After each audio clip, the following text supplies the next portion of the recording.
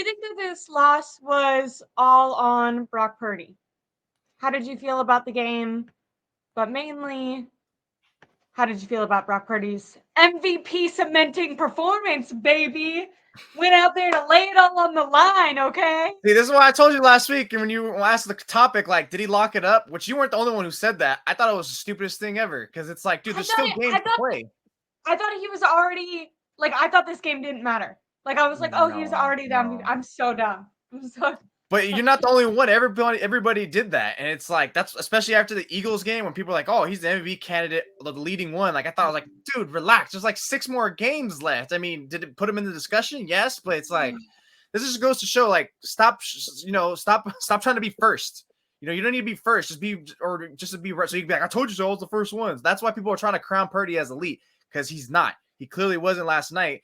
And in terms of this question, is the loss all on him? No, it's not all on him, but of course it's partly on him, if not maybe a good portion or a good chunk. Like the first pick, that was egregious. Like that was pretty bad. I mean, I think he looked like he tried to look off the Kyle Hamilton, or I don't even know if that was what he was trying to do, but like it was just, he was late. And then maybe even on the far side, I saw Rich Madrid post, like maybe he could have even had Ayuk open. And I was like, yeah, he just got a little too careless with the football there, which, me and you talk about this all season. Like, which version of the 49ers are going to show up. And it always indicates on the first drive. If they look dominant and get points or whatever, then we know that's going to be them the rest of the game. But if they don't score, they get a turnover like that, then it's like, okay, this is going to be a rough one. And not necessarily that it looked like they shot themselves in the foot all game, because, I mean, they partly did.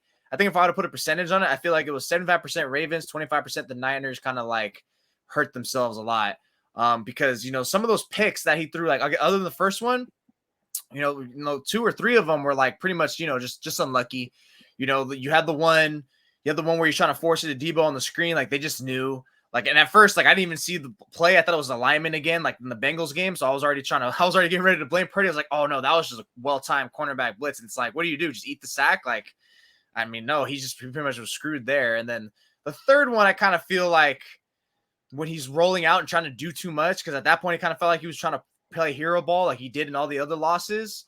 That is like, come on, dude, you're trying to force it there on George Kittle. He's got a defender draped all over him. So that one kind of feels like that's like the most questionable one, which either way you want to go on it, I have no problem. And the fourth one, obviously, he's getting smacked and he's throwing it up. So it's just, it's not all on him, but even when he was having like clean stares in the pocket, like he didn't seem like on point. He wasn't the sharpest tool in the tool shed that game for sure. And I think maybe we probably saw him the first time a little rattled. Maybe He did it kind of felt like rattle. it, right? Yes, I agree. I felt like he was really rattled. I felt like he didn't settle in all game. And I know Kyle Shanahan and you just did too gave him some excuses for interceptions after that first interception. But to me, he also had 2 balls that could have been intercepted that were Yeah. terrible decisions that hit the defender right in the chest that weren't caught. So I kind of think that the interception luck there evens out. But a lot of those decisions are decisions he's made throughout the course of his career. That first interception, that crossed body across the field, is a throw that he has gone into press conferences and apologized for. It's that same throw that was to Ayuk, the one that Kyle said it was like, no, no, no, no, no, Yep. no, yes. That's the same type of throw that then Brock Purdy went in and was like, I'm never going to make that throw again. And I think it was with you. I came out and I was like, Brock Purdy's going to make that throw again Yep. because he thinks he's the type of quarterback that can make that throw. And it did feel like there was a bit of pressing going on in this game. I don't know if they were trying to kind of crush some of these narratives that was going on, or if it was had nothing to do with narratives and there just was maybe some pressure that Brock Purdy felt because this was kind of a game where the 49ers, if they would have been able to show up, could have proved themselves as like the top dogs, the number one bullies in the NFL.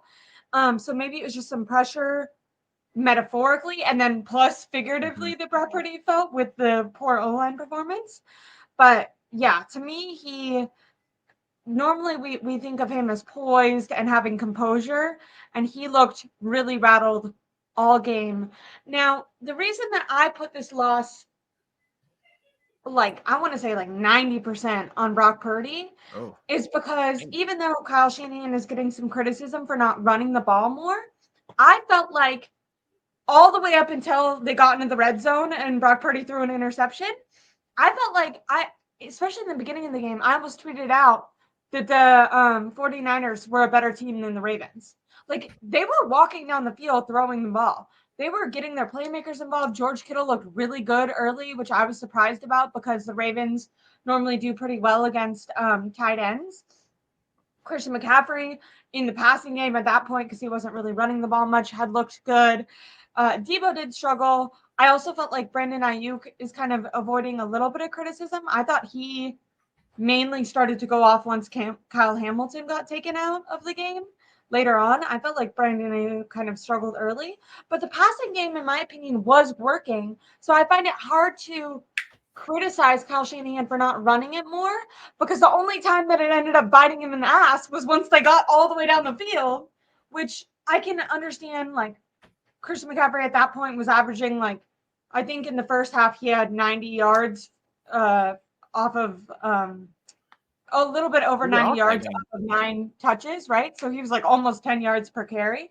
So I can understand because the Ravens went into this game being worse at stopping the run than they were at stopping the pass. I can understand the criticism, but to me, it was working all the way up until the point that they would get to the end zone. But that's the And opening then scripts. Opening script is usually always going to look better than the rest of the game. And then after that pick, though, I think for sure that's when we started seeing, oh, rattled Purdy, like he was really, because he was really animated. And I'm not sure how animated he gets after picks usually, but I mean that one was like clear. And every time in my head, I always think like, okay, is this going to be? Because that's always our main concern, right? With this team and Purdy specifically, how do these guys do when someone's punching them in the mouth and puts a deficit on their necks? You know, because we already saw twice this year, or 3 times this year, is they fold, right? They lose to the Browns, the Bengals, the Vikings, and then we saw it again. They lost again, and that's why it just goes to show, like they kind of feel like a very structured, routine offense, especially. Or if you take them out of that comfort zone, it's like not that they freak out, but it's like they're not as lethal or as damaging. You know, and that's the thing about the Ravens. That's why I give more tip of the cap to the Ravens in general on both sides of the ball is like, dude, they made them uncomfortable. And while the 49ers did have their own mistakes that if they clean it up, it's probably a closer game. It's just I feel like that game, like I saw a lot from the Ravens. Like, wow, like I was already taking them seriously, but now I'm like, holy crap, it's literally between the Ravens and the Niners now. And that was insane to me.